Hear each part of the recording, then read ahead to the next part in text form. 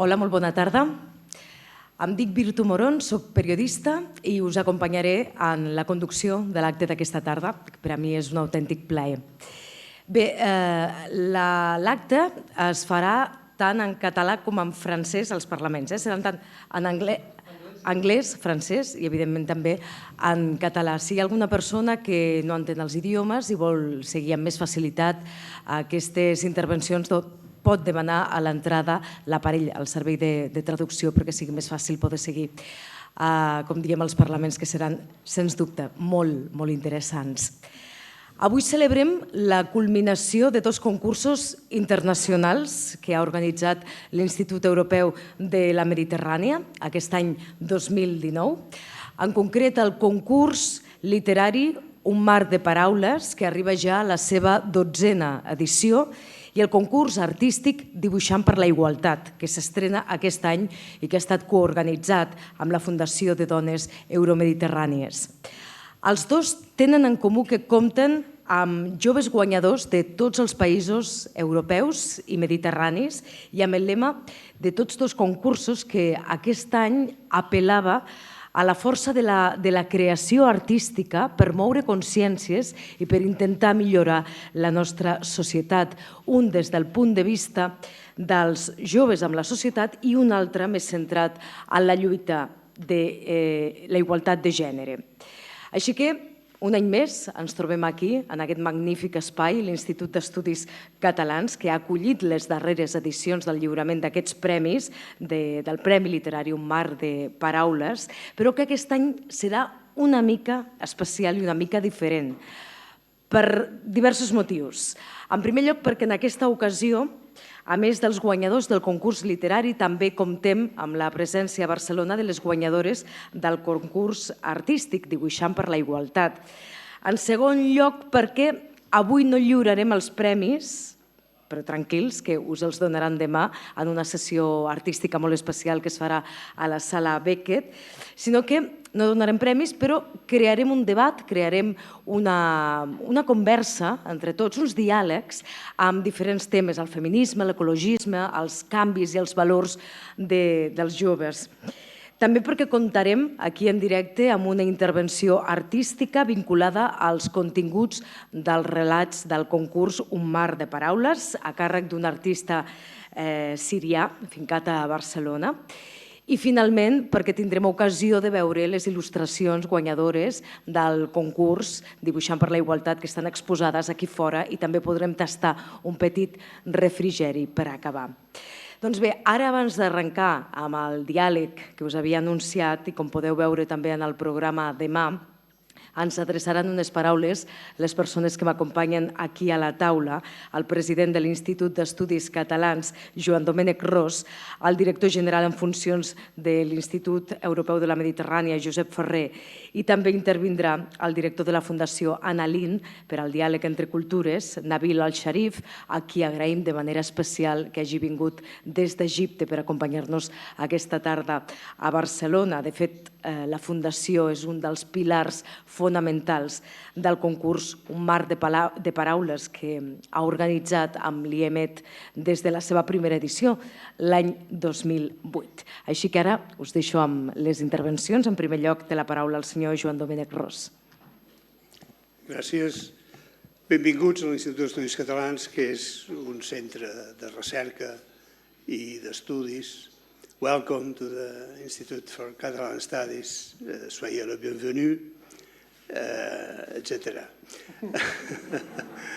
I think that speaking in English you understand, and with this automatic traduction, translation is easy for me to speak in Catalan. L'Institut és un centre de recerca en pràcticament tots els àmbits de les ciències i les humanitats.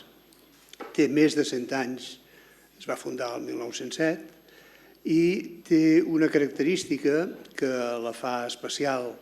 A més dels membres numeraris, corresponents, emèrits de l'Institut, que són gairebé 300, l'Institut té una trentena de societats científiques filials, que són independents i que abasten pràcticament també tots els camps de les ciències.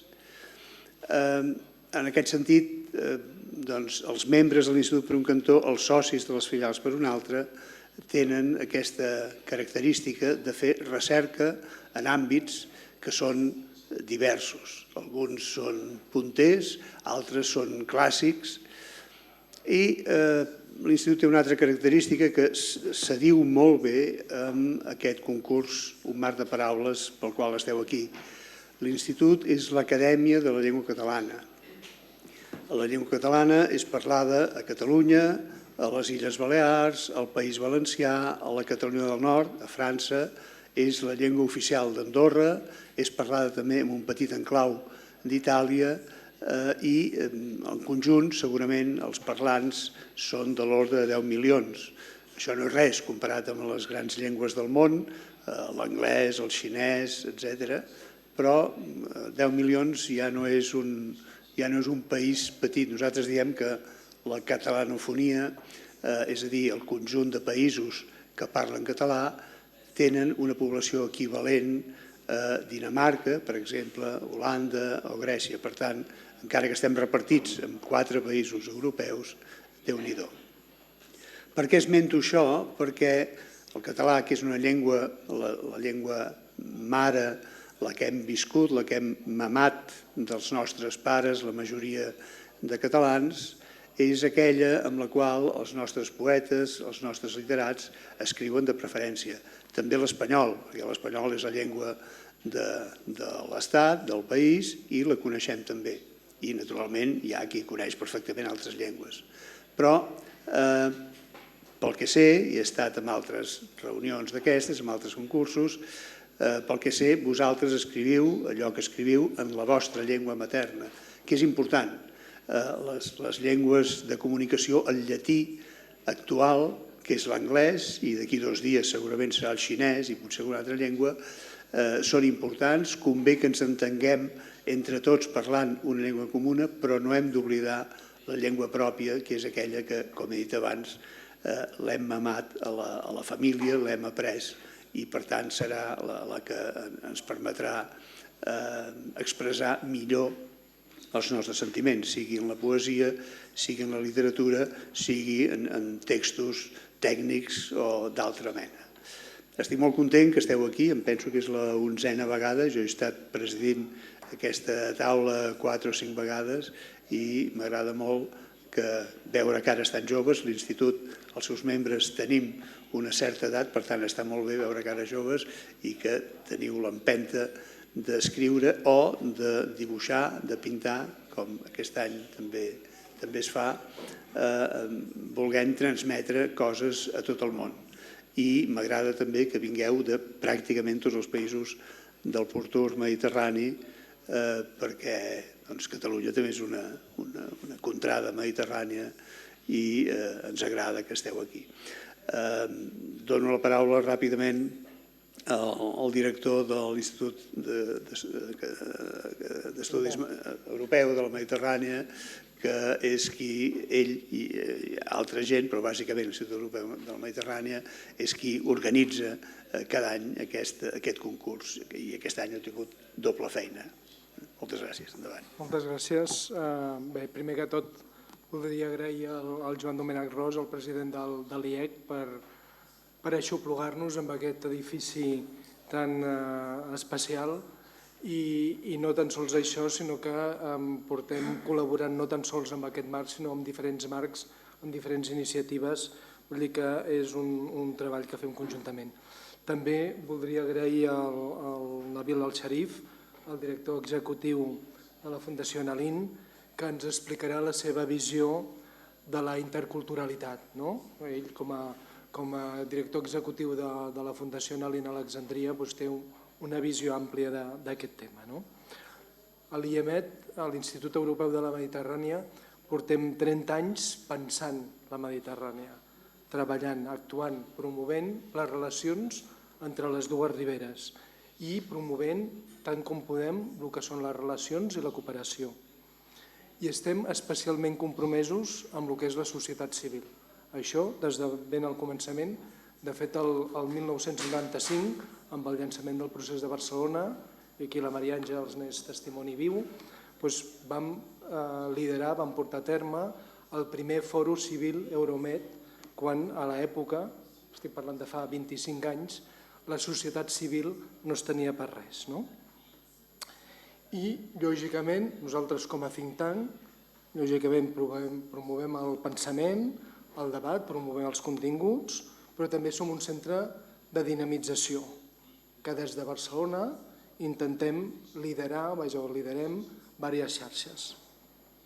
I tenim una particular sensibilitat amb dos temes que avui conflueixen. Per una banda, els joves, i per una altra banda, les qüestions de gènere, perquè considerem que tant joves com dones són motors de transformació i de canvi social i són especialment importants.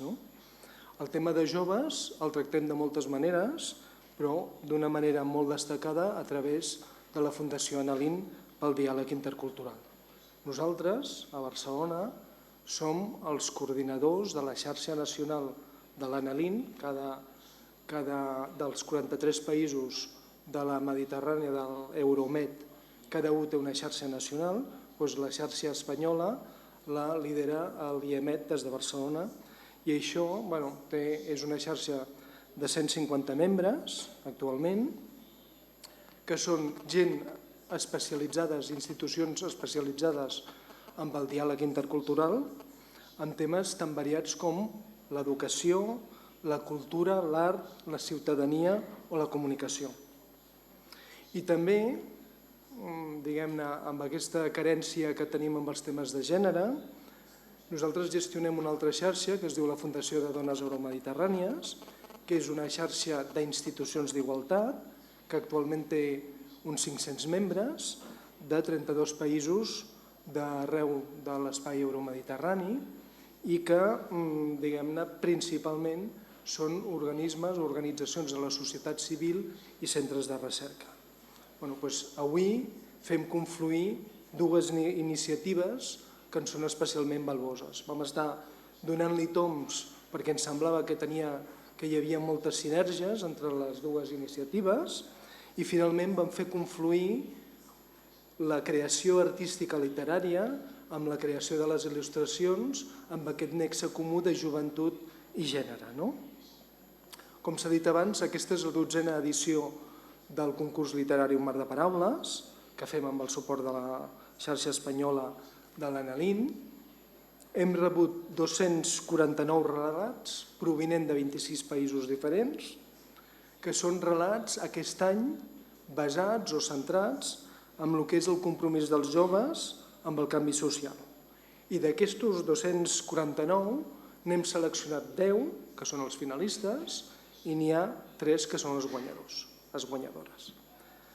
També, amb el concurs de Dibuixant per la Igualtat, desafiant els rols de gènere, aquest era el títol del concurs, això ho fem amb el marc d'aquesta fundació que us deia abans de dones euromediterrànies. Hem rebut 272 obres de 30 països diferents de l'espai euromediterrani i aquí hem seleccionat 20 finalistes, que podeu veure l'exposició aquí fora, i dintre d'aquestes 20 finalistes hi ha hagut 3 guanyadores, 2 de les quals han pogut vindre avui a Barcelona. Finalment, volia agrair als participants, a les guanyadores, que hagin pogut venir a compartir amb nosaltres aquest acte i felicitar-los per la feina ben feta. Jo penso que s'han de sentir els finalistes i els guanyadors i les guanyadores particularment orgullosos perquè ha estat un procés molt competitiu. I en aquest procés competitiu ha intervingut també un jurat internacional, que també vull agrair el seu treball, perquè no és fàcil seleccionar relats quan hi ha aquest nivell de quantitat i de qualitat. I també, per finalitzar, volia agrair als equips de Cultura i Societat Civil de l'Institut i també del programa de gènere que han estat treballant durant molts de mesos per poder fer realitat aquest acte d'avui dia. Moltes gràcies.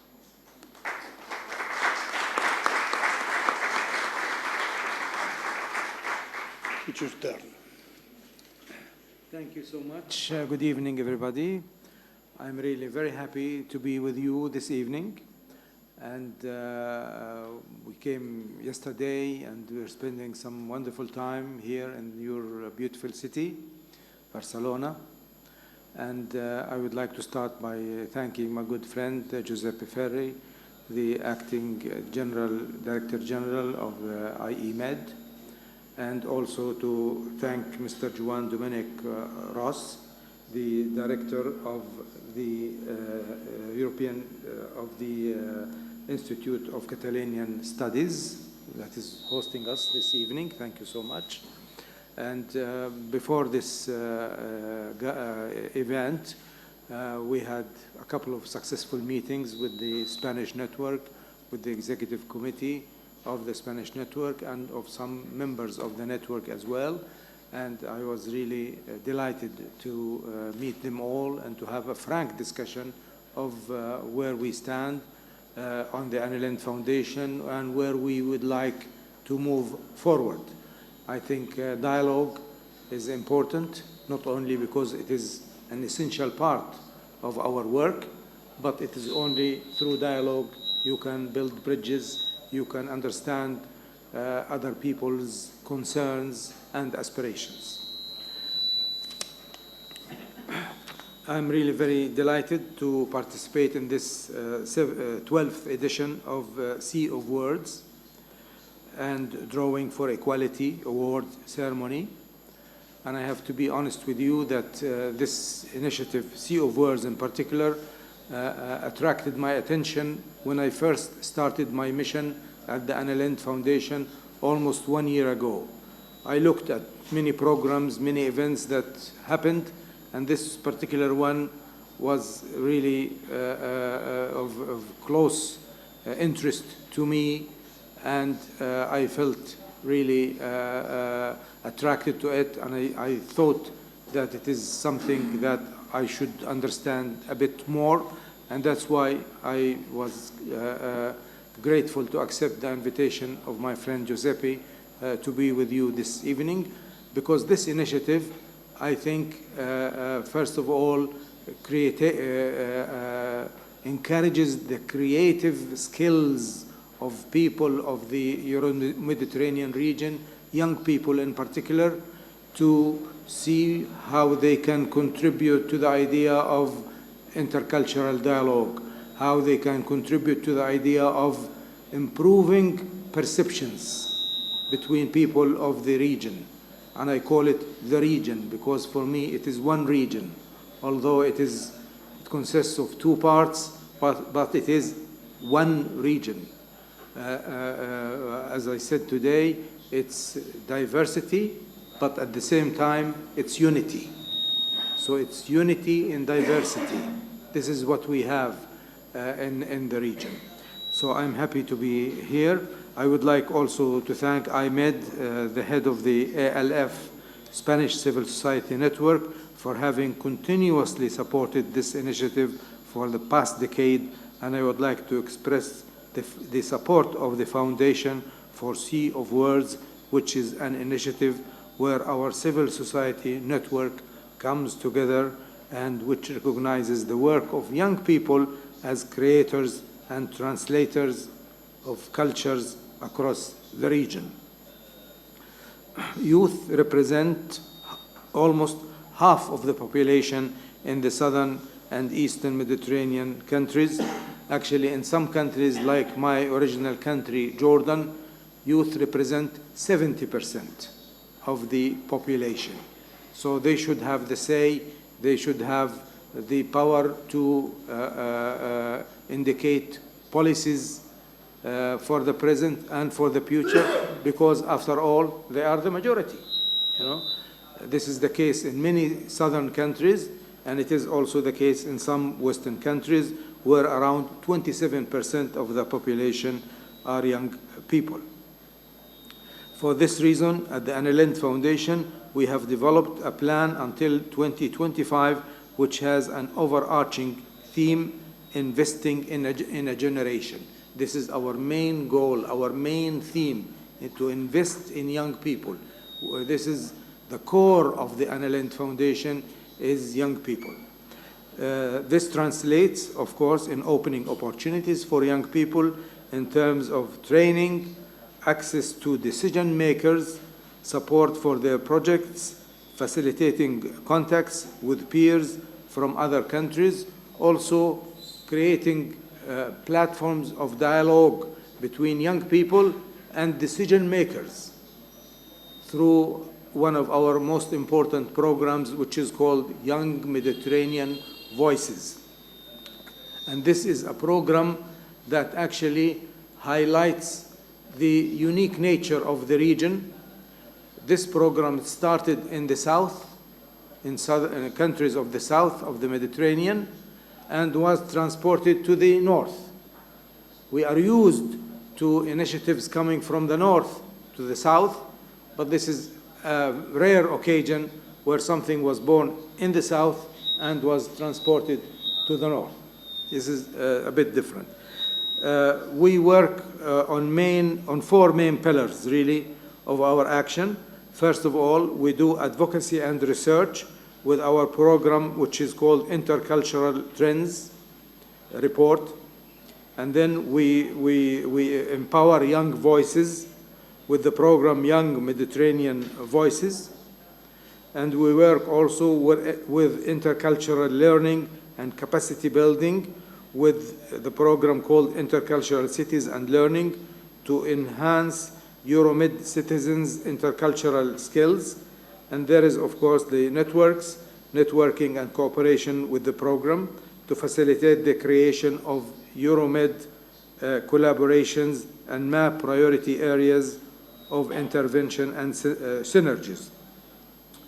I would like to share with you some of the results of the research work that we have carried out during the last 10 years and on mutual perceptions in the Euro-Mediterranean region. And here I will leave the prepared speech and just tell you a brief idea about one of our most important projects, which is called Intercultural Trends Report.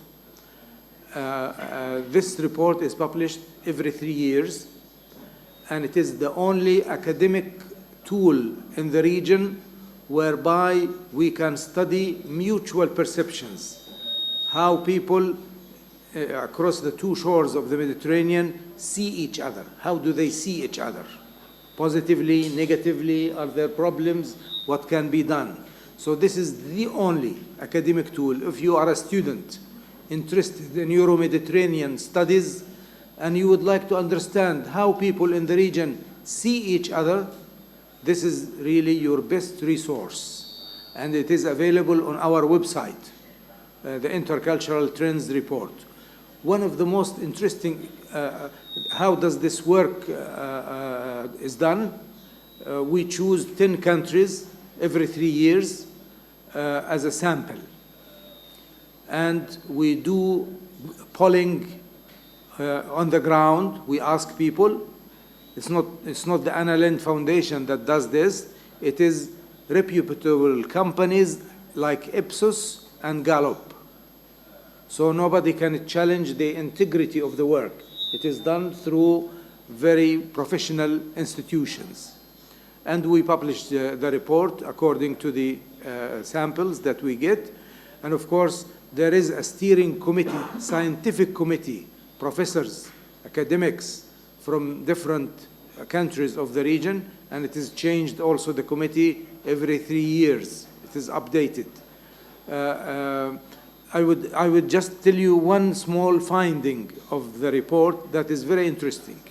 And I shared it with my colleagues at the Spanish networks in a meeting a little while ago. So for them, it might be a bit boring, but for the interest of the others who have not heard it, one of the most interesting findings is that, yes, there are problems of perceptions between peoples of the region. There are problems. We have to start by admitting that we face challenges, not in a romantic way saying that, no, everything is fine, no, there are no problems. No, we start by looking problems in the face and saying we have challenges. But the finding was very interesting because we realized that the gap between the understanding of people in the region is not as bad as media portrayed it. And I say this with agony because I am originally a media person.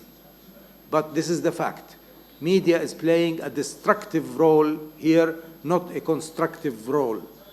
We have to work with the media, with journalists, because sometimes what is being done is done out of negligence, out of not knowing enough. So our role is to reach out and improve. What I am saying, the message here is that we should not lose hope. We should not be pessimistic. The situation is not as bad as sometimes it is portrayed. People are sympathetic to each other, are trying to reach out, are trying to understand, and you could have many evidences of exchanges of people who are reaching out, who want to understand more. Okay, so this is one area of work that is very interesting. The specific objectives of one of the other most important programs is called, of course, Young Mediterranean Voices, and I will share with you only the objectives of this program. There are 4 main objectives. First, to create a cadre of young influencers with enhanced skills for dialogue and debate. So we provide young people of the region with the skills of debate. Because once you have these skills, you can use them in life even, in your communication with others. And that's why we are thinking now of having a debating academy, establishing it in one of the countries of the region.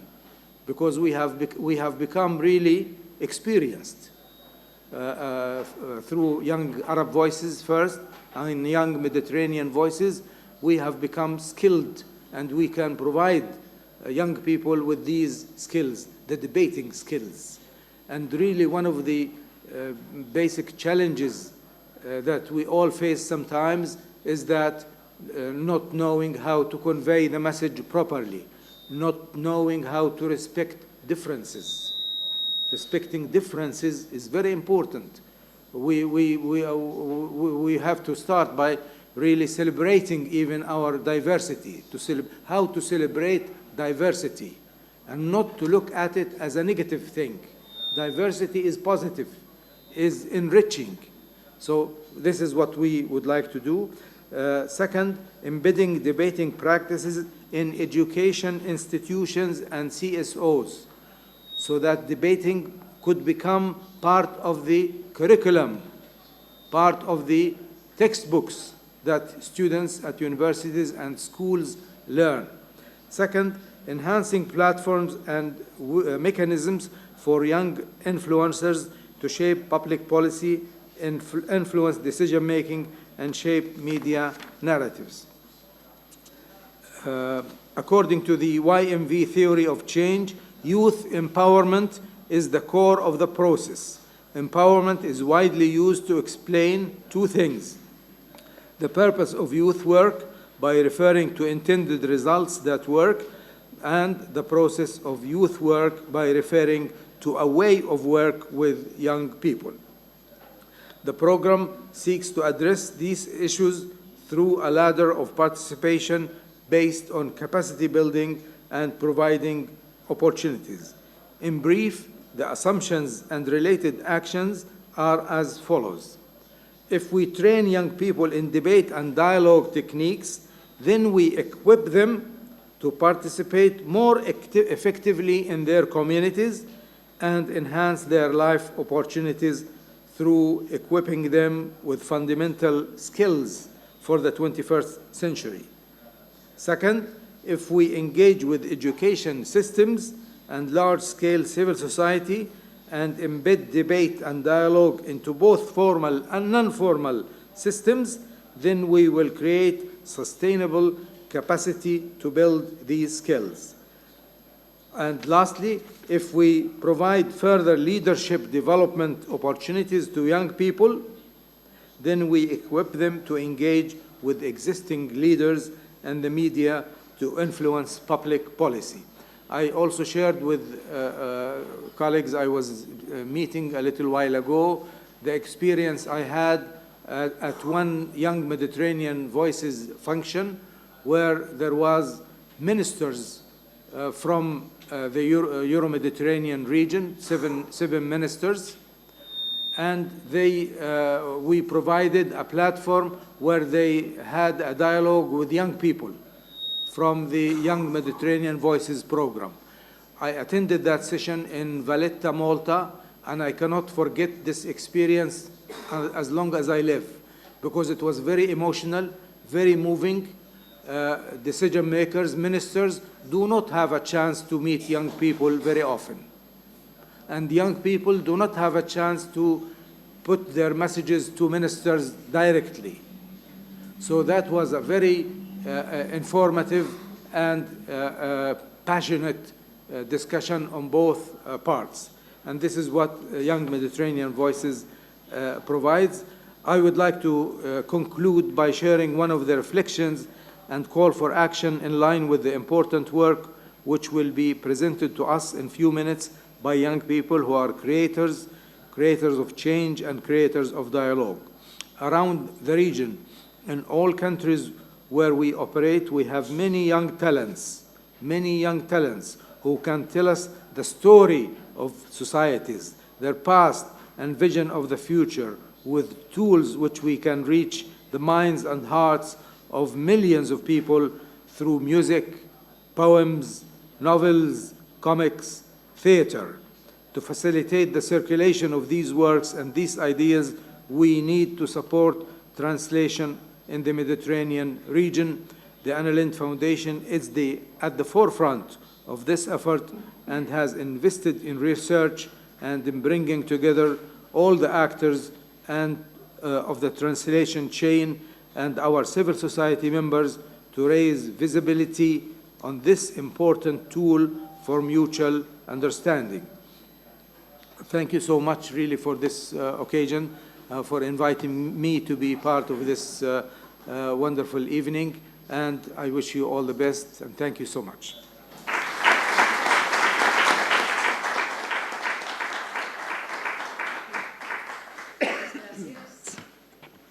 Sí.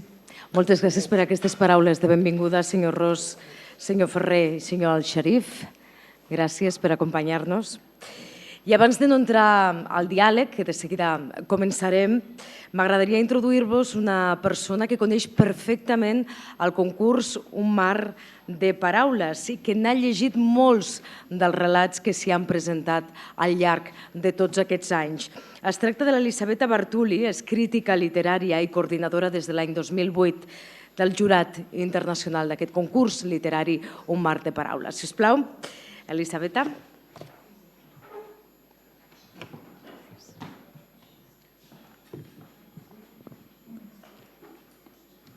I would like to speak in Italian, but I can't. I would like to speak in French, but I can't. So I will speak in English. You will be very patient with me, and I will try to do my part in just a few minutes. What I wanted to say to you about this Mar de Palabras, this sea of words, is that it's important. It's important for me. I will speak in a very egoistic way because I have been coming to Barcelona for the last 12 years, every year, to meet young people writing and meeting, which is not so easy. I was looking to the list of the countries who won this year. I saw Algeria, Egypt, France, Greece, Jordan, Letònia, Netherlands, Poland, Tunisia, Lebanon. And I look a little bit more on these names and stories. And I noticed that, for instance, The girl coming from Netherlands, in reality, comes from Ukraine. And the boy coming from Paris is from Morocco. I am Italian. My mother was Egyptian. So what are you talking about? We are, in some ways, we are talking about a world who changed more than we think. So the idea, what I see in this edition, is that I will pick up the idea of hope. No? We need hope, and the young people is our hope, as Ustad Nabila Sharif said. I have no hope, not a lot of hope. But coming here, I put some hope in my life, in some ways, which is important, I think. And I hope that for you is the same.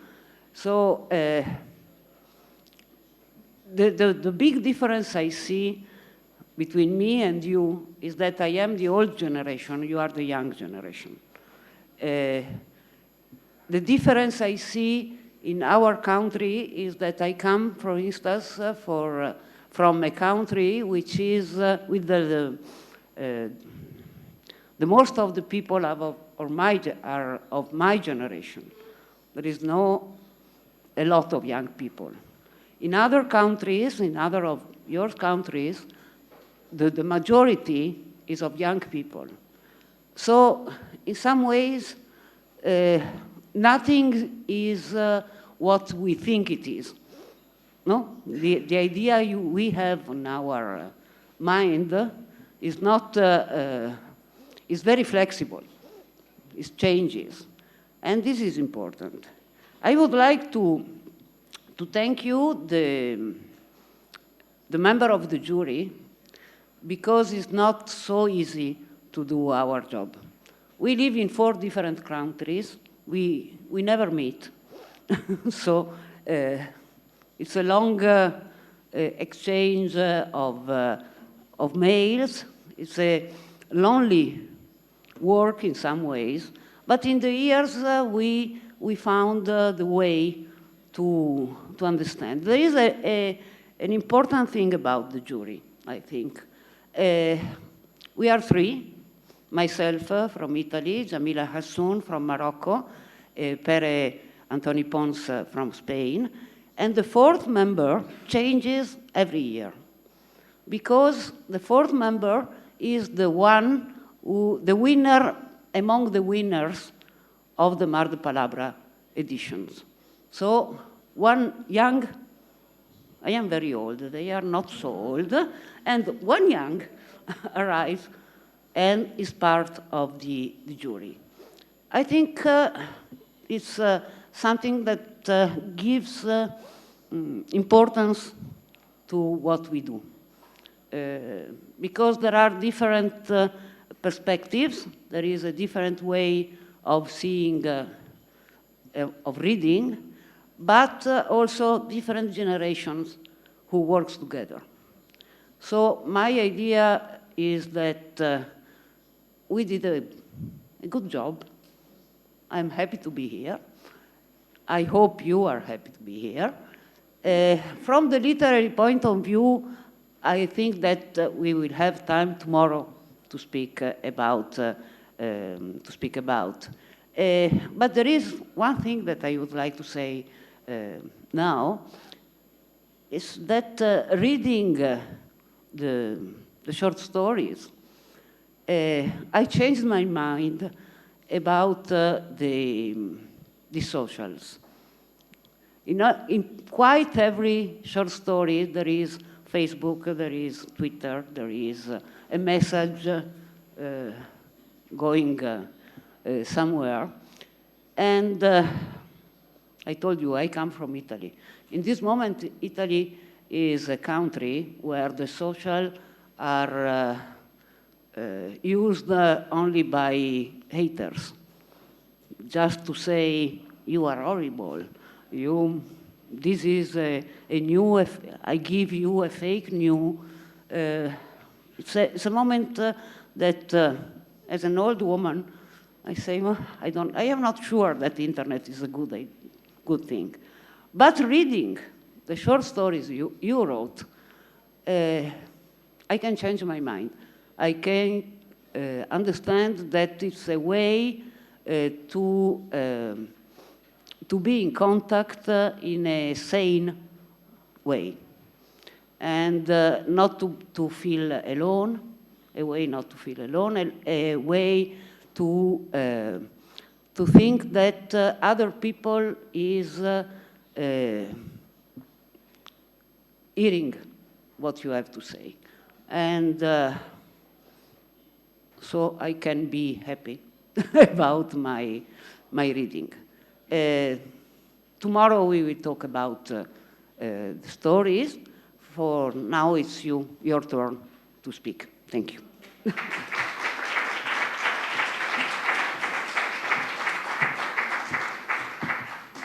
Moltes gràcies, Elisabeta, per aquestes paraules plenes d'esperança.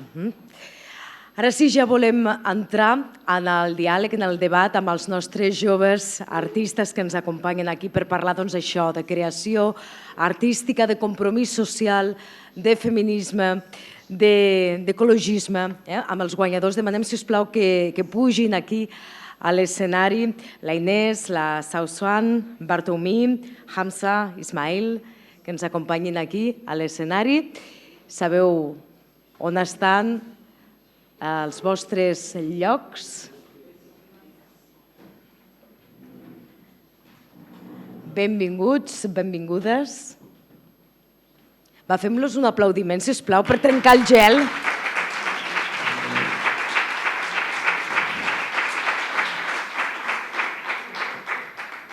Tot i que ells estan acostumats a expressar-se i a estar en contacte amb el públic, segur que impressiona aquesta imatge d'aquesta sala plena de gent esperant escoltar això, que ens expliquin una mica les seves obres, les seves creacions amb les que s'han presentat tant al concurs literari com al concurs d'il·lustracions. I per començar, m'agradaria fer una pregunta a cadascú de vosaltres, una pregunta que demanarem que la resposta sigui més o menys breu, i després ja segurament ens donarà peu a aprofundir una mica més i a crear altres temes per al nostre debat. Em sembla que la tinc aquí al meu costat, la Inés Gor, que serà la primera a qui li faré aquesta pregunta. Us la volia presentar. La Inés, que després dels estudis de dret i de treballar a les ambaixades franceses a Egipte i Tunis, va decidir establir-se a Tunis per dedicar-se a la seva autèntica passió, que és dibuixar. Un art que desenvolupa de forma autodidacta i a través del qual, segons ens ha explicat, intenta expressar la seva defensa cap a la cultura, l'ecologisme i el feminisme a l'obra guanyadora que ens ha presentat al concurs.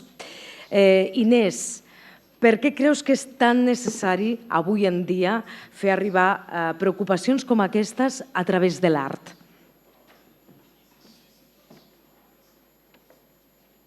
Hello, maybe I will talk in French because my English is not very perfect.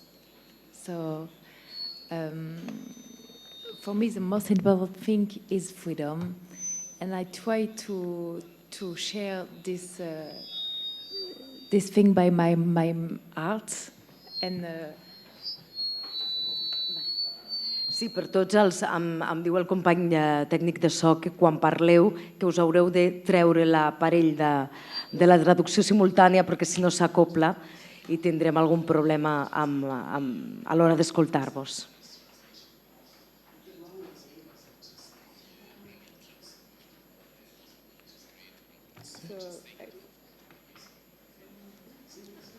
Merci. Ok, alors, donc je pense que c'est très important de transmettre les préoccupations de féminisme et d'écologie à travers l'art, parce que ce sont des préoccupations qui sont très importantes pour moi. Pour moi, le plus important, c'est la liberté. Et je pense que le féminisme est l'outil qui permet de se libérer des contraintes de soumission et d'infériorité qui sont induites par le patriarcat. Mais ces contraintes ne sont parfois pas conscientes. Très souvent, c'est comme ça que fonctionne tout type de domination. Il est accepté par les gens, martelé dès le plus jeune âge et considéré comme la norme.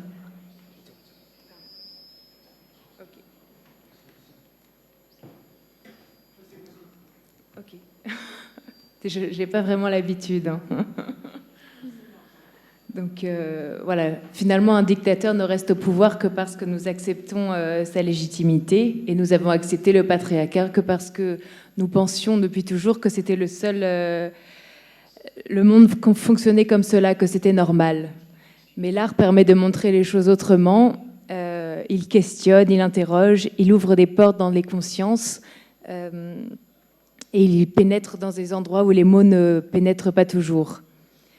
Et mon art résume cela, c'est une préoccupation qui m'anime, qui anime beaucoup de gens de ma génération, car c'est cette idée de retrouver sa vraie liberté, elle est très actuelle, de se libérer des carcans, et on la retrouve dans les pays occidentaux, comme dans la Tunisie où j'habite. Et je pense aussi que les artistes ont la responsabilité des role models, des gens qui ouvrent le chemin pour les autres, qui leur disent allez, c'est par là, vous pouvez, la liberté, c'est cool.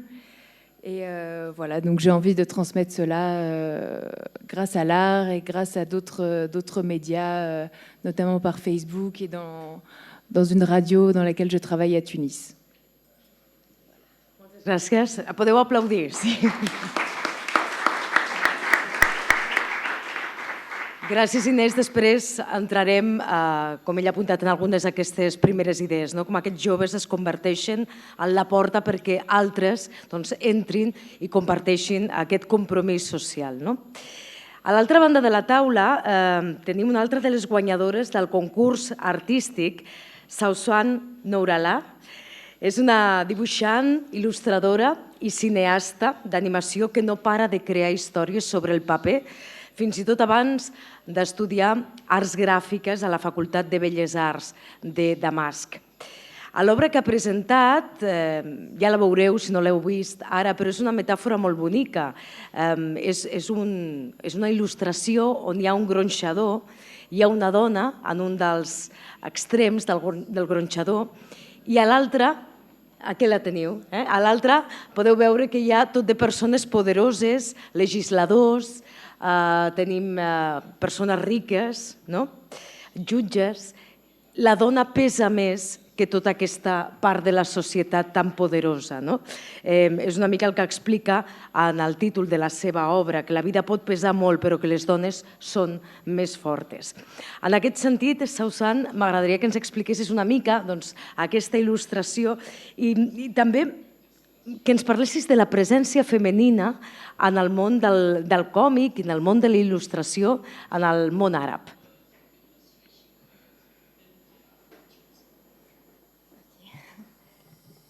Je vais parler en français. En fait, cette illustration,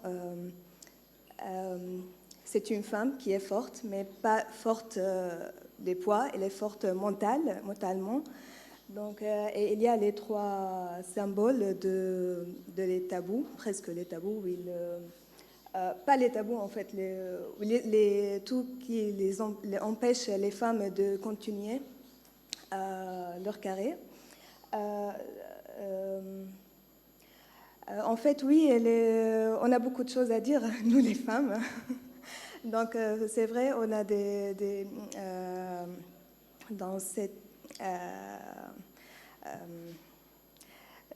dans les domaines de l'art, on a vraiment beaucoup de choses à dire parce que depuis longtemps, on a interdit aux femmes de parler et de s'exprimer. Et en fait, et aussi bien c'est partout dans le monde, c'est en Europe comme le monde arabe. Donc aujourd'hui, les femmes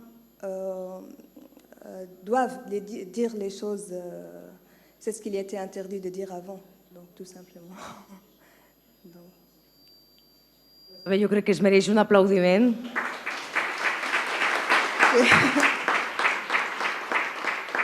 En aquesta primera intervenció de la Sausan, que ja ens ha apuntat una de les problemàtiques, no? Aquests obstacles que han de superar les dones, no només en el món àrab, evidentment, sinó en qualsevol indret del món. Bé, ara m'agradaria, després ja continuarem, ja parlarem amb tots. Aquesta és la primera ronda de preguntes, com dic, per conèixer-los, perquè ens presentin les seves obres. Doncs ara m'agradaria presentar-vos al Bartomi, sí? Bartomi Jusak, que és el flamant primer premi del concurs literari Un Mar de Paraules. En Bartomi és filòleg de llengua polonesa i professor universitari a Cracòvia, a més d'estudiant de direcció teatral. Segons ens ha explicat, l'odissea de poder obrir un centre cultural que viu el protagonista del seu relat, per una banda, intenta reflectir el menysteniment que té la classe política envers aquelles persones que són emprenedores, que volen apostar per la cultura. I per una altra banda, això, la dificultat que per moltes ganes que tinguis, poder tenir obert un centre cultural durant molt de temps. Bé, en aquest sentit, i sobretot si són dones, en aquest sentit m'agradaria preguntar-li al Bartomi per què dona tanta importància als centres de cultura i que ens expliqui una mica el sentit del títol d'aquest relat, que és L'invisible.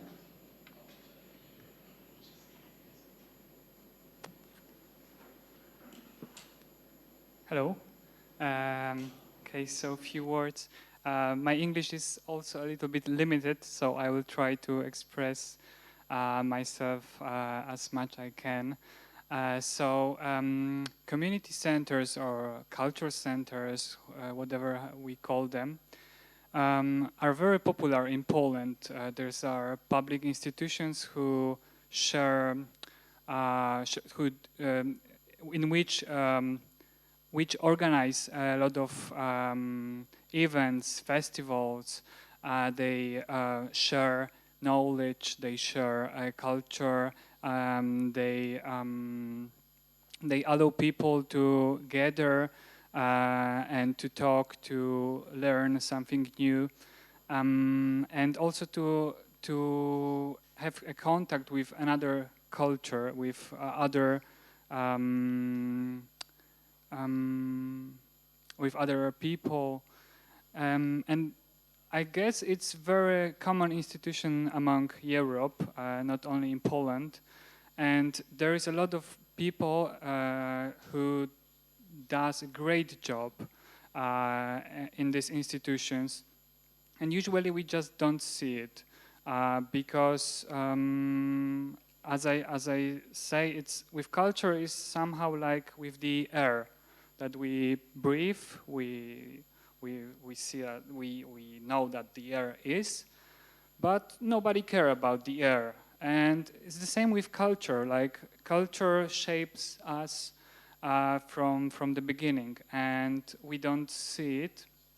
We don't usually we don't appreciate it.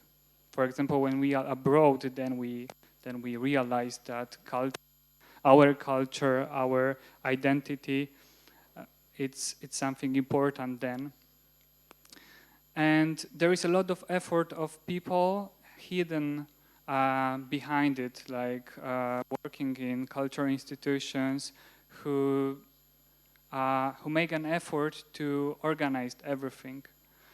So I would say it's like the same with plants who make an effort to let us breathe, and we don't see it, we don't care about it. In my story, I focus mostly on women because what I noticed, and we don't have any statistics for it, but we can easily see it that in Poland especially, many small community centers and libraries and small cultural institutions are in this institution we can find women working for people, organizing events, everything, And working in this kind of cultural institution, small one in small towns, it's connected with many sacrifices usually. And there is, for example, not very good salary for it. There is no many like prestige or respect or something. It's like doing something for your passion. And I wanted to share this kind of discovery with you, with people who wanted to read my story, and that something invisible it's happening right now, and there is a lot of effort of wonderful people who shape our attitude of tolerance, openness, who take care of heritage. And we don't, like I say we, but of course probably you see it, but there is a lot of people who don't see it. And this is what I called invisible. And one short explanation that invisible in Polish language means niewidzialne, what we can translate above, that something is what is not visible to the eyes, and also refers to female gender. So that's why it also can be, with this word we can also call, we can name women which are not visible. So, thank you.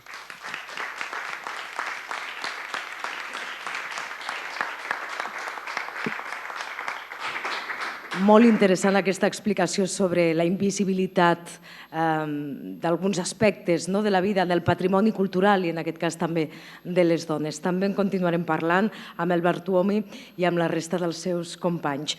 Ara donarem la paraula a la Hamza Harabi, és estudiant universitària a Tunis i activista de la societat civil a Tunísia.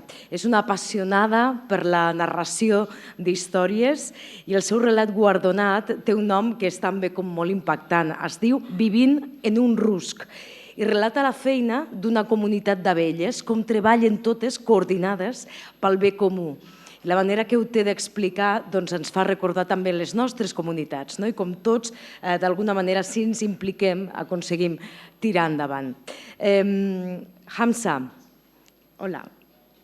Com en el cas del teu company, del Bartuomi, són també els protagonistes, són gent jove que treballa en favor, en benefici de la comunitat. Explica'ns una mica el paper d'aquests joves del teu relat. Sorry, can you repeat your question in English? Yeah. Okay, so good evening everyone, and thank you for your question. So first of all, I want to say congrats to the winners. And answering your question, yes, I think that young people in his story are the same, the bees in my story. So the bees in my story, I'm meaning young people who are trying to achieve positive change in their society. So yeah, they are the same. And they have so many things in common. Both of them are actually doing things stemming from free will. They're trying to they are actually doing things voluntarily. They're not expecting anything in return. And one more thing, maybe they are doing things passionately with love. They are loving actually what they are doing. And maybe one more thing that I did not mention in my story, that those people are having challenges. And you talked about those challenges with bureaucracy, with everything. Maybe the only difference is that the people that I talk about are having, maybe the challenges that we have are financial. You talk about organizational and problems related to logistics, right? So, yeah, so this is, I hope that this answers your question.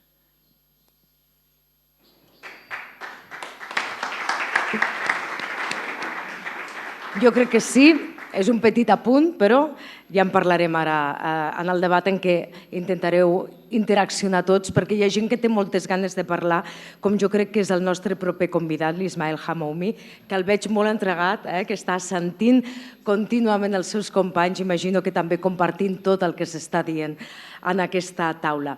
Us el presento, és un flamant graduat del màster de política urbana que atorguen de forma conjunta Sciences po París i la London School of Economics, però més enllà de les ciutats intel·ligents tema en el que ell treballa.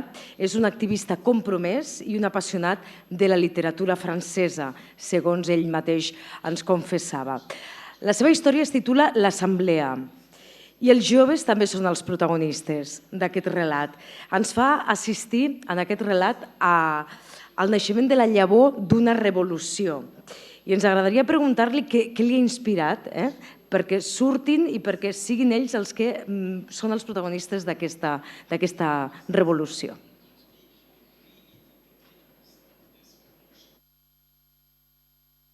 Hello, everyone. So regarding the inspiration, I was 3-4 years ago co-directing a climate NGO, and we were working on youth awareness. And that was around the COP21 in Paris. And back in the time, the people were mostly people in universities, people who were 30s, 40s, 50s. We were not like seeing really young people in climate activism. And we're seeing really recently, as you all know, that we have an increasing number of really young people who are doing climate activism now, or like even 12 or even less. And this idea of this story came when I was this year in London in February, March, the climate march. And I was really surprised and impressed and surprised by the fact that you were looking at the avenues and you had thousands of kids who had 12 years old and they were protesting. And this is something that 4 years ago we would not think about. And this is when I realized that even when we think about today's ethics or today's morality, there is a shift. That kids are now representing the ideas that we should defend. And kids are being the main activists that we should all follow. And this scene was really incredible. And this is why I had this idea of this kind of assembly, this kind of revolution of kids, because, and we're also seeing this today, the fact that the kids are having a political role today in the way we're like advising and even like, doing advocacy on climate issues or any other issue. So this is why I think, and this is by seeing this big mass of young people and asking the older people to change and to make a change. And this is the origin of the idea.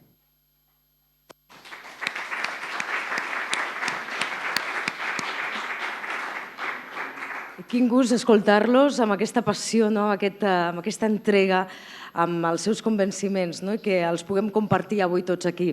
Ara continuarem parlant amb ells, els hi farem més preguntes, orientarem una miqueta el debat, però m'agradaria deixar els últims minuts perquè vosaltres, el públic, si teniu alguna pregunta que ara s'us vagi acudint al llarg d'aquesta conversa, doncs cap al final deixarem, ja et dic, uns minuts perquè pugueu adreçar-vos als nostres convidats guanyadors. M'agradaria començar, si us sembla bé, i podríem fer aquesta primera pregunta a les il·lustradores, a la Inés i a la Sausan. Parlar una mica de feminisme, parlar de la participació de les dones en els processos de canvi social, que és un tema, és un argument que es troba en les seves obres. D'alguna manera que em poguessin explicar, o ens poguessin explicar a tots nosaltres, com a través de la creació artística, en aquest cas les il·lustracions, poden arribar a canviar o a moure les consciències de les persones. I en tot cas es podrien centrar també en alguns exemples personals. Per exemple, les dues coneixen França, o ens podríem parlar de Tunísia, on viu la Inés, o Síria, on va néixer la Sausan. Així que, Inés?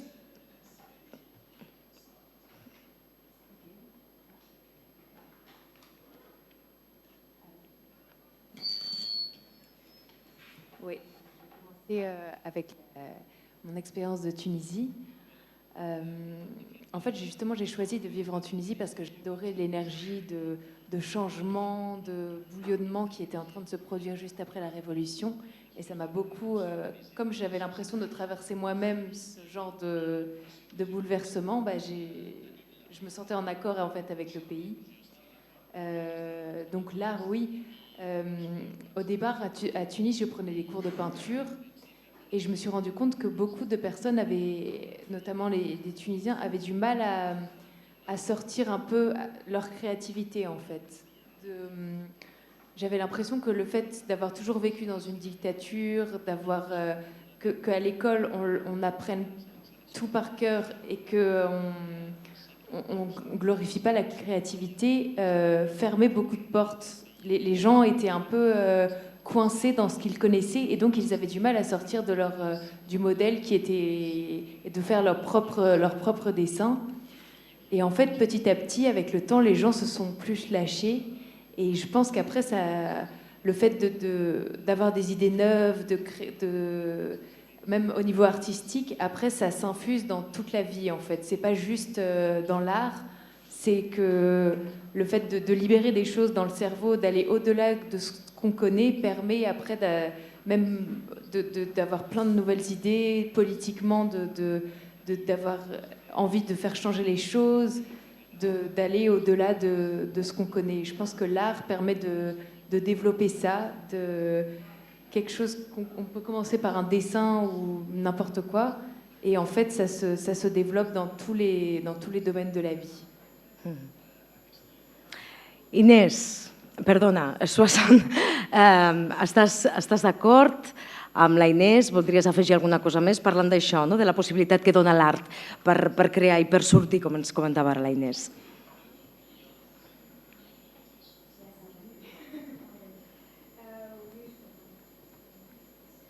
Oui, je suis d'accord.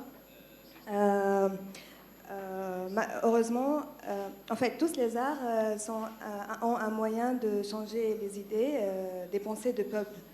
Donc, parce que c'est la création, on dit des choses nouvelles toujours. Donc, oui, ça change, ça va changer. Heureusement, il y a des réseaux sociaux parce qu'on peut dessiner, on peut partager presque sans censure. Donc, malheureusement, en Syrie,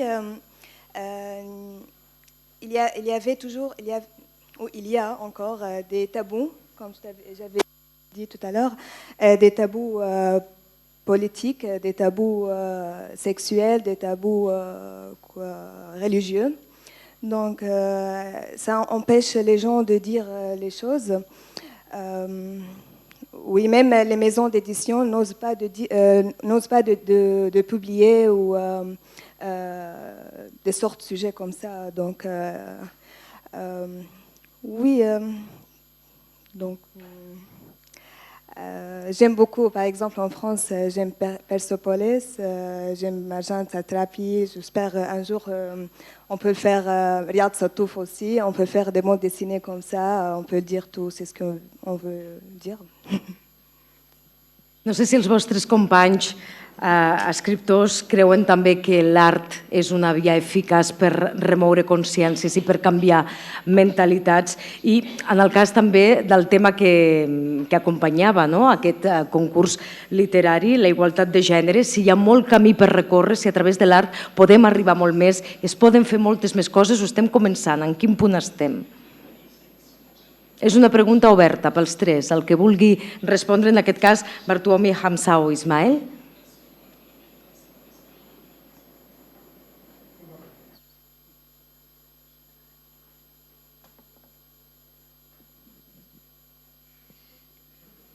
I can start.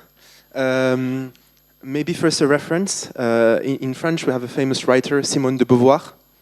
And when we refer to these persons, this is how we know that, of course, writing can be a great way to tackle gender inequalities and to prove that the ideas of the patriarchat, as you said, are ideas that can be either destroyed, either progressively reduced in their impact on society. And in this regard, even today, even, for example, in the modern Arab literature, we have an increasing number of authors even women who write a lot and guys who write a lot about this subject, about how these gender rules are today kind of like bad past or still present today, and how we have to go against this. And writing is a great way to say this, because this is how you spread the word, this is how many people can read you, and this is also how even people that were not supposed to read you are going to discover your ideas. And this is why I guess, writing has always been one of the strongest way to share an idea that can be disruptive or that can surprise people. And in art in communities where we have sometimes very traditional ideas that go against liberties and etc. Writing can be an excellent tool to actually try to make sure that these liberties have a medium to be shared and to be expressed.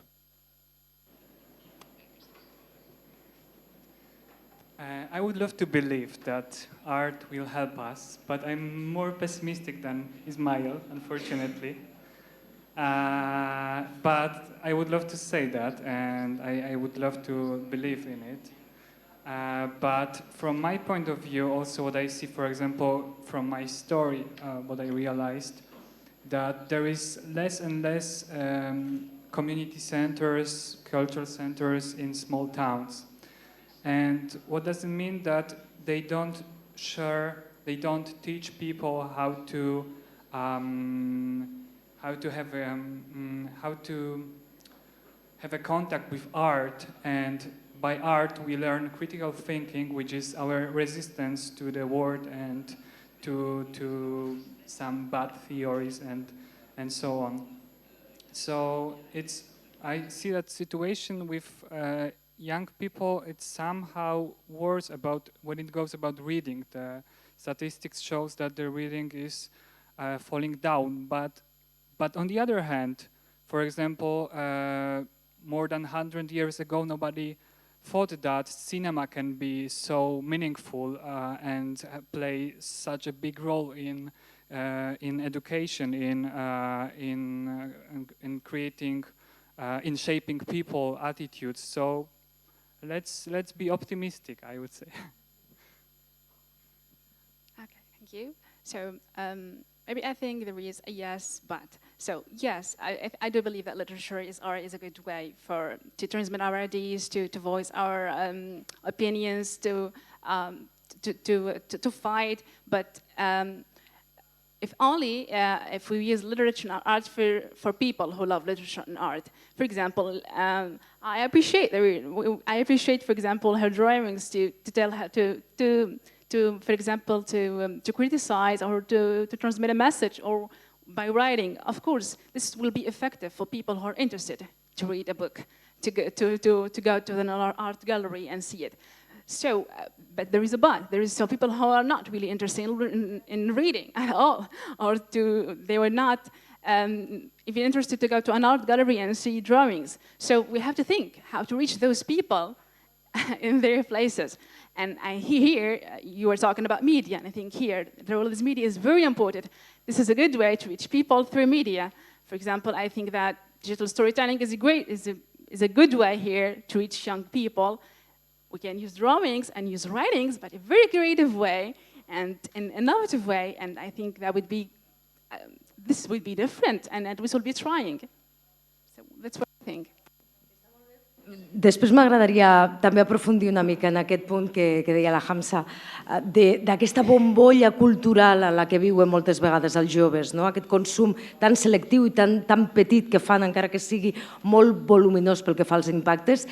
Després ho tractem, però m'agradaria acabar ja amb el tema del feminisme i voldria preguntar-vos fins a quin punt moviments com el Me Too, que es va iniciar als Estats Units, ha tingut un impacte transformador a les vostres societats i si creieu que a partir d'aquí s'està obrint altres reivindicacions d'altres sectors, com podria ser el col·lectiu LGTBI. És una pregunta oberta, me la podeu respondre qui vulgueu de vosaltres.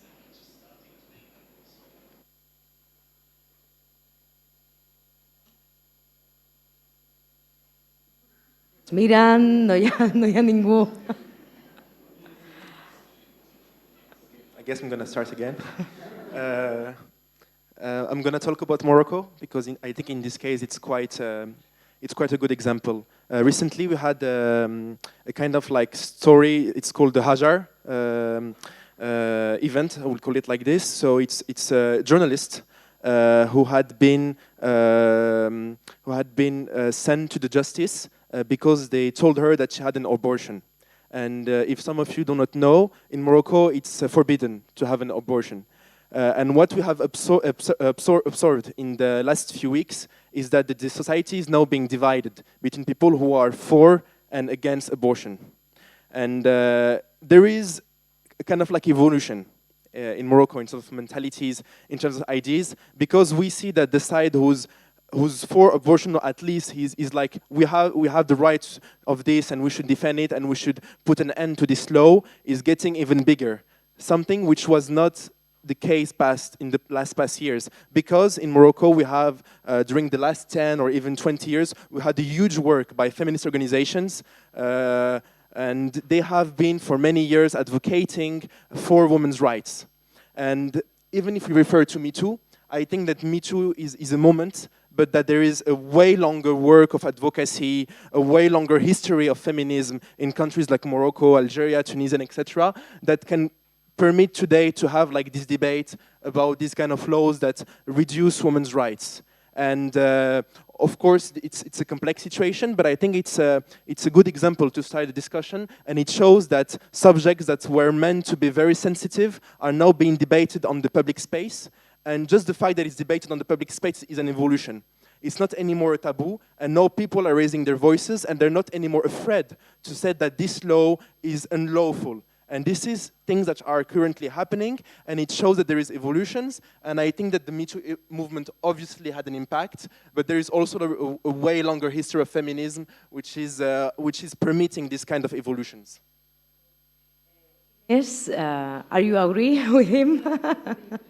Està sentint també alguna opinió més? No sé si ella vol parlar, algun dels teus companys també vol afegir alguna cosa més sobre el moviment Me Too o sobre aquests moviments que surten, en aquest cas, per la lluita de la igualtat de gènere.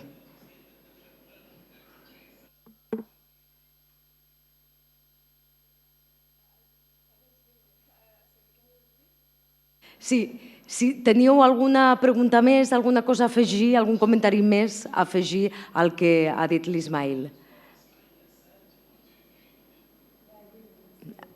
Estan d'acord amb l'Ismail, que ho ha explicat molt bé. Abans d'acabar aquest primer bloc, us recordo que després teniu la possibilitat de preguntar. Jo crec que és que podrien sortir molts temes i podríem arribar al cap de setmana i seguiríem parlant, però ells no poden quedar-se molta estona perquè demà tenen una jornada també a la Sala Beckett, tenen visites, em sembla que a la Barceloneta, per tant, intentarem acabar, no sé, d'aquí una mitja hora aproximadament, però tenim temps i les preguntes també us donarem pas a alguna pregunta que vulgueu fer des del públic. A mi m'agradaria, per acabar aquest bloc, parlar de l'ecologisme, que ja ha sortit, però aquests dies s'està celebrant la cimera a Nova York, hi ha figures que s'han convertit en referents i en portaveus d'aquesta lluita, d'aquesta consciència mediambiental, com la Greta Thunberg, que l'estem veient aquests dies també molt en aquestes conferències i en aquesta cimera. També vull saber de quina manera la creació artística pot ajudar a moure les consciències, que la gent sigui una mica més compromesa amb aquests temes, que potser no es quedi amb un clic en una xarxa social, sinó que faci alguna cosa més. De quina manera vosaltres, amb les vostres creacions, podeu animar altres joves a que s'impliquin en aquestes causes?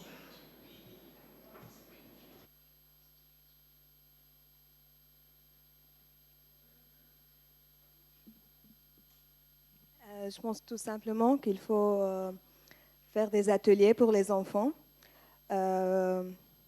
pour montrer aux enfants comment la Terre va devenir si on va continuer comme ça.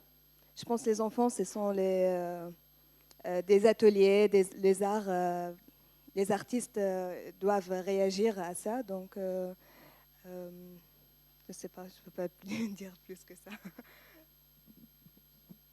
I just want to share with you one thing that happened recently in my neighborhood. Actually, this neighborhood has a cultural significance because it was populated by the Jewish community in Tunisia before they moved to Jerba. This is in Tunisia. So this neighborhood were a total, I'm sorry about the word, a total mess.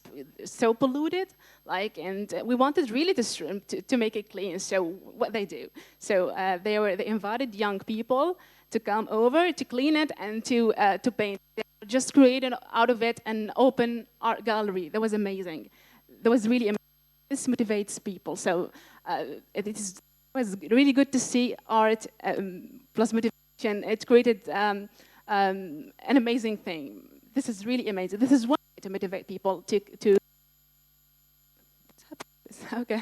So yeah, I'm saying that this is to problems related to pollution and something like that. Okay.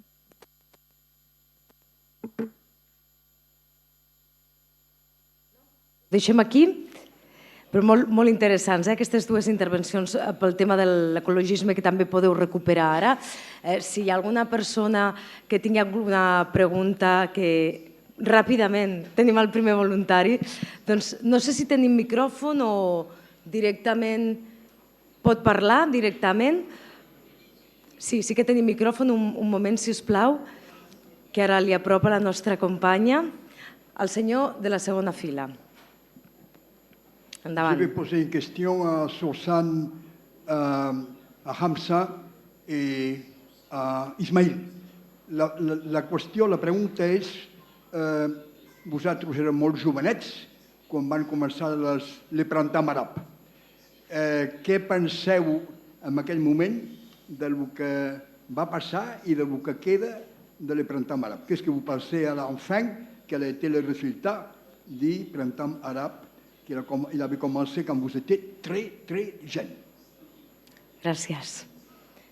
Doncs aquesta pregunta per la Inés, em sembla, no la Suasa, l'Ismael, la Hamza i el Bartumi? Sí? Els tres.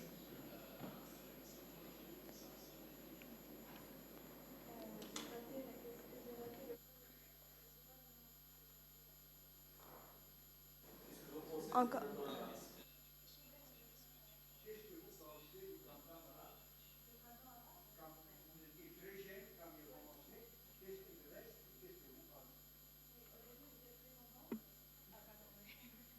Au début, j'étais très contente parce qu'on a besoin de changer politiquement, parce que je suis d'accord avec le changement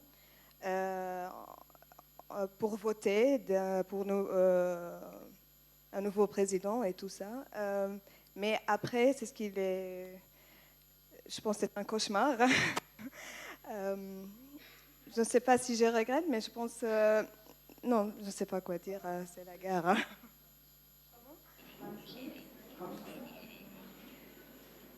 J'ai compris une chose. Vous étudiez la littérature française et vous vous exprimez en anglais. Je peux parler en français, si nécessaire.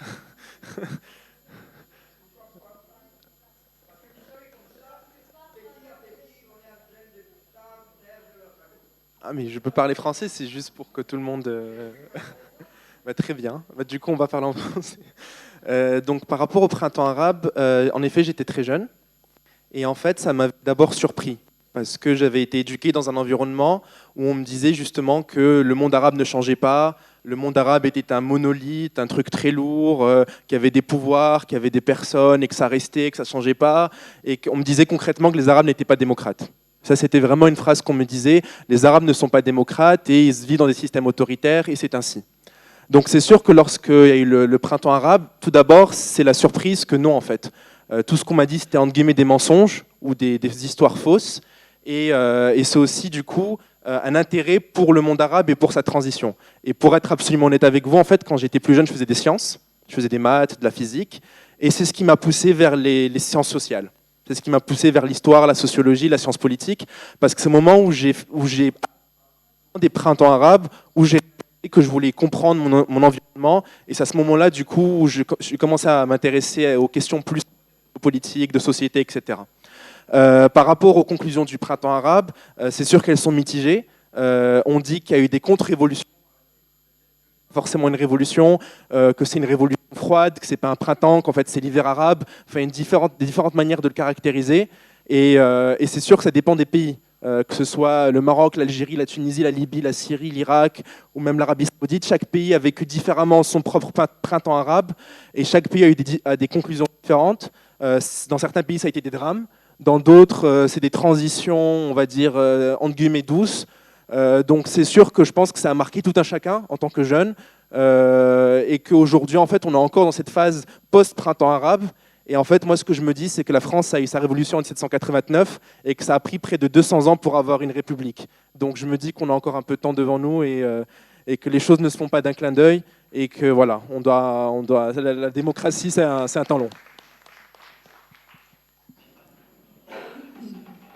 Let me stick to the Tunisian example, okay? So she said that it is kind of... Ah oui, je suis tunisienne. Non, je suis pas... I prefer to talk in English. I'm more comfortable using English. I'm sorry. So I would just like to stick to the Tunisian example, okay? So she said that it was a cauchemar. You said that it is a cauchemar. It is a nightmare. Well, I don't really. Yeah, I agree. Despite everything, despite all what is happening, we're having a hard time. But despite everything, I still want to call it a spring because at least we have the right to voice our opinions. We can talk. We can choose. Because recently we had elections and we were. For the first time, we were able to choose our president for our first time. At least we're able to talk about and to criticize. And this is something we gained after revolution. So this is really important. It's nightmare because of the how many people died and the children. That it's really awful. So that's why I said sometimes I wish it would not happen at all. But I believe in the spring. You wish that it would not happen at all? Because, okay. Doncs aquí aquesta resposta coral per part dels nostres convidats, els nostres artistes. Sí, em sembla que volies parlar. Sí, ella? Inès. Okay. Oui, alors moi je vis en Tunisie depuis 4 ans. Et il y a quelques semaines, j'étais avec des amis et avant on disait les seules fois où les Tunisiens ouvraient la bouche, c'était chez le dentiste. Et ça a vraiment changé parce que maintenant les gens ils peuvent critiquer la politique. Après, ce qui se passe, c'est toujours un peu difficile, mais au moins au niveau de la liberté d'expression, les gens ils peuvent dire tout et n'importe quoi, mais surtout ils sont libres de s'exprimer. Et ça, je pense que c'est un acquis personnellement que je trouve super. Moltes gràcies, molt interessant. Alguna pregunta més? Faríem una més molt ràpida, molt ràpida. Molt ràpida, una, només tenim temps d'una. Em sembla que és ella, la noia de la tercera fila que ha aixecat la mà abans. Després tindrem ocasió també de parlar amb ells durant el refrigeri que prendrem aquí fora, per tant podreu agafar-los i fer aquestes preguntes, però ràpidament, quina seria la teva qüestió? I'll try to be quick. I have a question to Bartłomiej Juszak. I'm Aleksandra Chmielewska. I'm also from Poland, so apologies that I addressed my question to him, but I'm particularly interested in his story. I actually had the pleasure to read the whole story, so to me there is yet another layer behind your title. Yes, cultural centers are invisible to the public, but they are, I think, too visible to the governments, which are basically afraid of, of those centers as hubs which promote, open minds, people,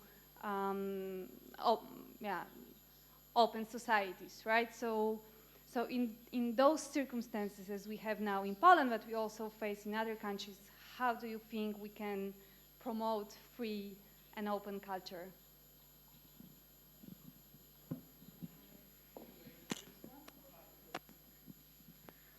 Thank you for this question, because I focused on something different, and it's also in my story, the political situation somehow.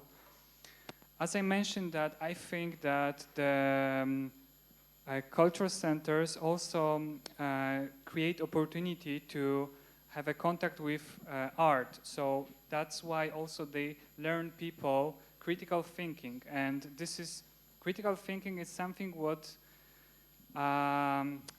some governments trying to avoid, that to let people be critical towards the authority, the rules, and that's true. That I think that the lack of funding in Poland for community centers and cultural centers, it's somehow related to political situation. And it's sad. That's why I'm also maybe I said that I'm pessimist a little bit about it because I see the power of money, of power of ruling, but of course also I see a power of young people, people who want to change it. So, and there is a lot of amazing people who have heart for trying to change it, to trying to organize everything. And I think we should never stop. We should just do our job.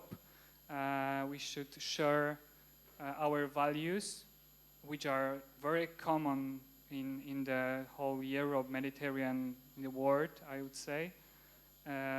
So I think that we should just keep going, keep doing our job. Doncs aplaudim aquesta darrera resposta d'un dels nostres convidats, un dels nostres guanyadors. Estem a punt d'acabar, però tenim una sorpresa que penso que us agradarà a tots i vosaltres també us convidem a que us quedeu. Abans de tancar, com dèiem, aquest acte, un dels il·lustradors finalistes del concurs Drawing for Equality, l'artista sirià afincat a Barcelona, Mohammad Othman, farà una il·lustració inspirada en alguns dels fragments dels relats guanyadors del concurs literari Un Mar de Paraules. Si voleu, podeu baixar i des del vostre seient podeu gaudir d'aquest espectacle. Veureu com l'Othman realitza una il·lustració a través d'una tauleta connectada a la pantalla de la sala, basada en diferents fragments, com diem, dels 11 relats guanyadors del concurs. I alhora llegirà els relats el dramaturg i director d'escena Mar Rossic, que també ens acompanya avui. Així que, si us plau, si voleu baixar i gaudir d'aquest espectacle del Mar Rossic i del Mohammad Othman.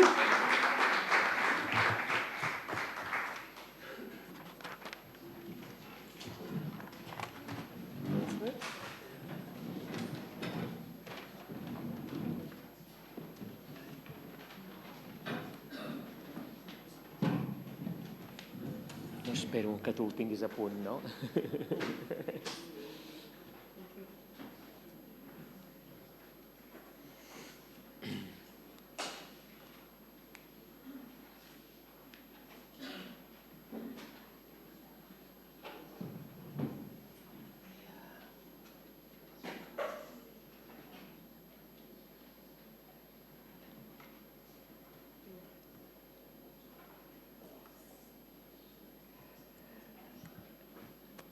The Spirit of the Revolution by Muna Ammar.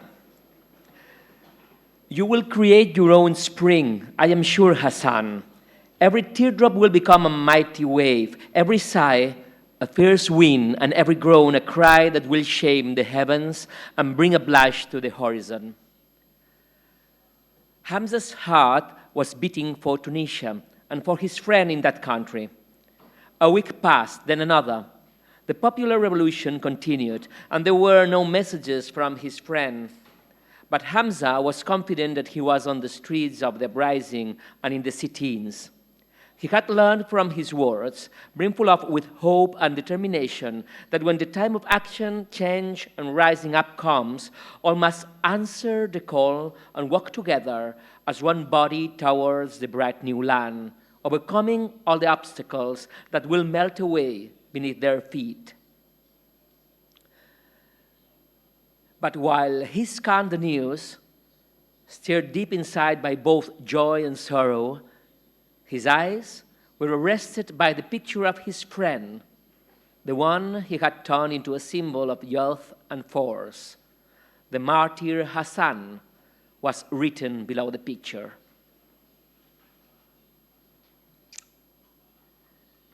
Do refugees have names? By Anna Romandash. Noor is among a group of young refugees who come to talk to me.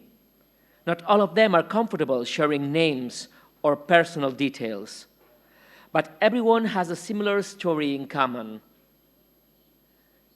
They all had to run away from their homes to a new land because of the war. The title refugee suddenly becomes more difficult to apply as I realize that this is not what defines my interviewees for me. Each of them has a unique story and a unique challenge.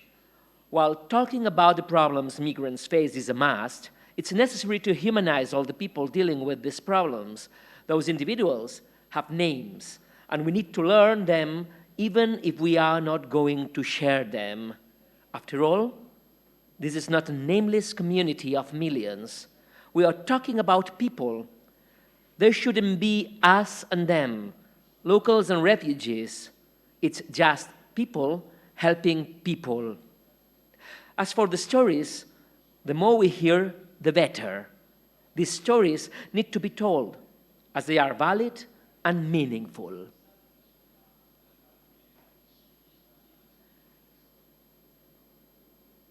All Must Change by Chair Aquila. What would come next? If we were to succeed and vanquish this corrupt system, would we be able to uproot our negative ideas and free our minds of shallowness? If the movement was meant to succeed, there must be a deep mental reform that would eradicate the trivialities we proudly dwell in. Would we have better started with a social change before taking to the streets? Should we have changed ourselves before calling for the change of a regime that governed us for 5 years? My headache intensified. Change in all its forms was needed. The only problem was which form should go first. I decided to check my Twitter account, which I had not updated in a while. I decided to post a new slogan: all must change. We must change ourselves and our ideas in the near future. I must reveal that the idea behind the slogan was based on Mahmoud Darwish's saying, "Do we need a new country, or does our country need a new people?" Be the new people that Darwish wished for, so that they are all out.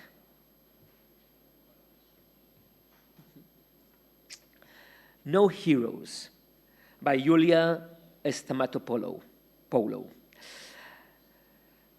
Yes, we didn't make Athens a safer city. Yes, we didn't make a groundbreaking discovery, but we, at least, tried to do something to protect ourselves.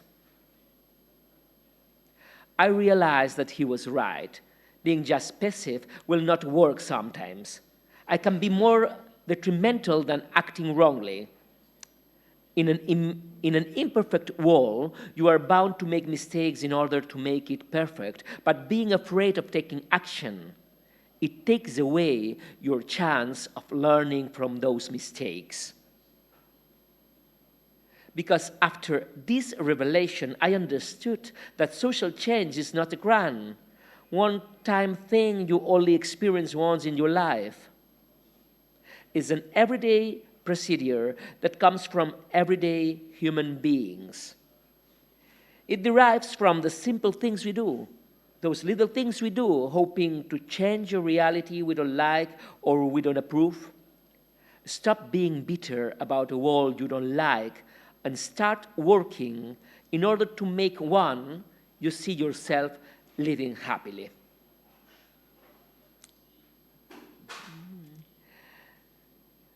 The Assembly by Ismail Hamoumi. Let the oppressed people rise up. Their children will have the final word. No more scamming, no more drifting. Let the youngest show the way ahead. Let's dream, desire, act. A crushed government, a trembling corrupt system, and tomorrow, values, joy, respect, citizenship everywhere. No breach will be permitted. rights respected, wealth better distributed, nature protected. These are happy days. Why are we wasting so much energy and effort to stuff the turkeys in power? Stop everything immediately. Dry them out. Don't give them anything else. Let's save. Let's buy only the essentials, water, food, nothing else. They'll see the value of the people.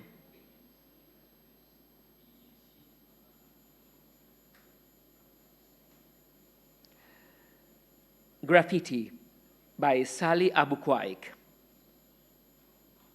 The graffiti artist lay in his bed after a hard day working to revive dead walls. The taxi driver lay back on the rear seat, recalling his half-brother. The director closed his eyes as if the words "the end" were passing quickly in front of him. The activist embraced his pillow after a protest that had lasted for hours. That night, it rained profusely until the streets turned into rivers. Sweeping past dyed in the colors of murals that were utterly washed away. Even the mural of the ugly face disappeared. The artist woke up the next day.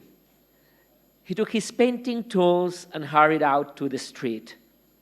Humming the air of Ask, O Youth, he started to repaint the mural of the ugly face that had been washed away, and had washed much away with it, hoping this time no weather would defeat it, that its features would not be whipped clean by the rain, that it would not be silenced by thunder, but that it would be stronger, harder, and its effect would not disappear.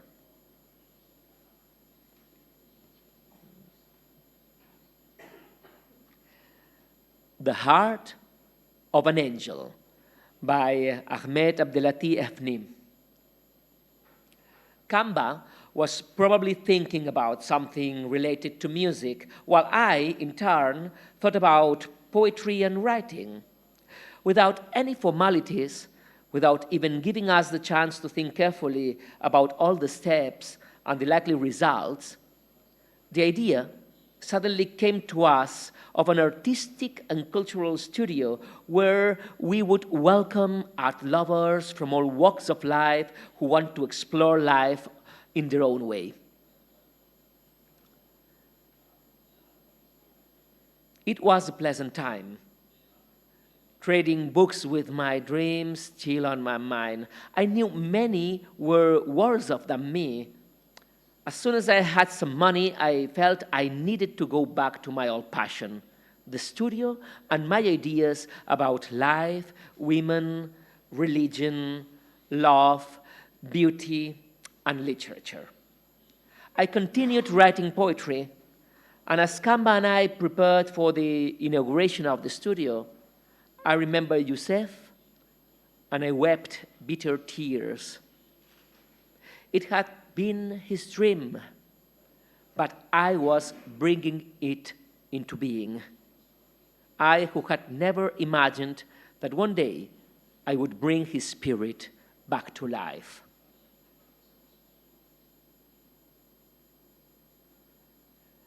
Living in a Beehive by Hamza Harabi. In my way to find my true self and save it from the shackles that weaken it, I met the extraordinary bees. They were full of life, passionate, energetic, and shining. They worked together strong and happy, moving here and there, visiting flowers and collecting their nectar. They did that in a recurrent manner without complaining. I was amazed by their huge effort. They were simply a team. I followed them with a lot of attention and curiosity. I thought they should be well paid. This is not an easy task. To my surprise, I discovered later on that they were volunteers. They gave much of their time and effort to offer free services to their community.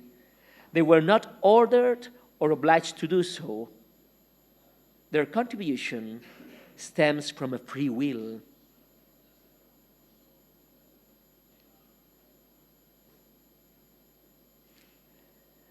The Egg Boy by Ali Tarhini. I used to be a normal kid, the kind that sat mesmerized in front of screens, be it a television, a computer, or a phone. I watched things happen around me as if I were on a different planet. But how did I become a superhero? The Egg Boy. How can eggs fight bullets? You must think cynically. How can eggs stop an airplane? How can eggs change a cosmic equation? Yet they did. At the right time, in front of cameras, I was able to stop a racist farce on screen with one smash of fresh eggs on the head of a person bragging about his extremism and bigotry. I took several successive blows afterwards. That's true, but it didn't matter. Just like with an earthquake, there were always aftershocks, but I was able to turn the tables on everyone. I was able to prove, despite my young age, that we could take action and make a change, even with a word or an egg.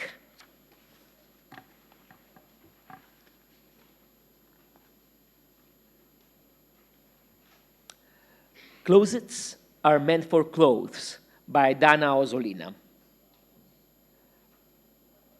Red, orange, yellow, green, blue. Sarah frowns when her gaze doesn't find the next can. Did you take the purple one? Liz bouncing halts and she shakes her head. You only gave me the stencil. Sarah sits down next to her array of Sarah sits down next to her array of spray paint and leans against the wall. She sulks.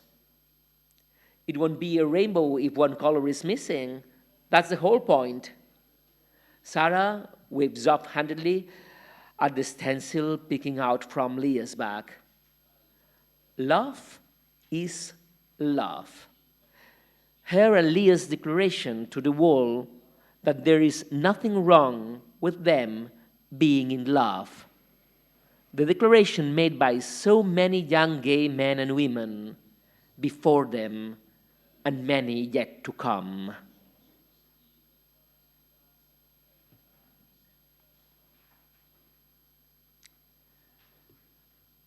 The Invisible by Bartholomew Juszczak. You travel through Poland, that's the job. Visit the next communes, and in some places it goes easier, while in others it's uphill again. You will ask yourself how to save a heritage that is disappearing. Buildings that have hardly survived the test of time. Stories that no one remembers. They will say that it is not important to them right now, that there are more important issues than cultural education and community. What is invisible in these places is already happening on a larger or smaller scale. There are rural libraries, rural cultural houses, additional classes in school clubs, circles of rural housewives being reactivated after many years. And all these, here and there, are mainly run by young women who have given up on their careers, luxuries, social prestige, and power for the benefit of local activities. You have no doubt that if it were not for them, there would be no holiday of the local community, no celebrations or fairs. You see Alice in them, as if a wise and reasonable woman stood behind every village head. It is thanks to them that most of the projects can be successfully implemented.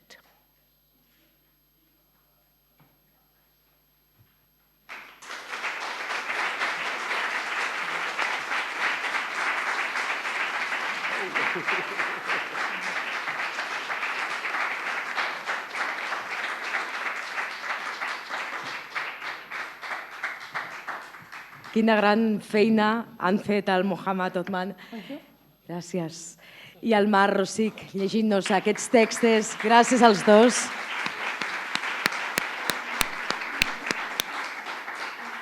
Ara ja hem conegut una mica alguns fragments dels relats guanyadors.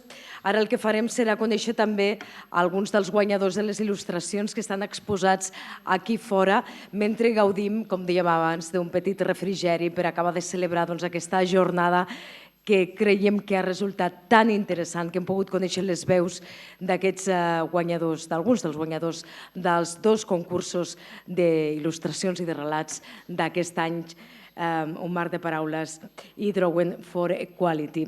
Sobretot als joves que ens han acompanyat aquesta tarda, que no perdin aquesta il·lusió, aquesta passió per connectar amb el públic, per connectar amb la societat i moure'ns a tots una mica amb la creació artística. I a tots vosaltres, gràcies per l'atenció, gràcies per la vostra assistència i ens veiem ara aquí fora per celebrar-ho. Gràcies.